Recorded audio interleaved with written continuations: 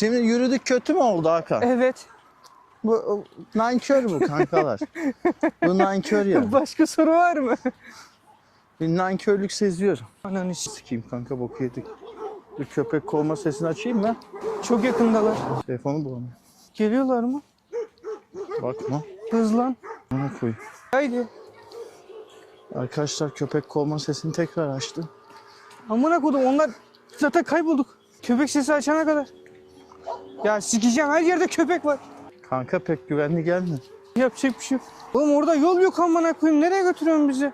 Kanka bence bok yedik. Yedik, direkt yedik. Arkadaşlar bayağı bir karanlık bir yere geldik. Oğlum bizi burada çarparlar ha. Gel ortadan gitme. Sanki burası çok o köşe. Flaş açalım. Açtım zaten. Ben de bu tarafa açtım. Videoyu döngüye al bari.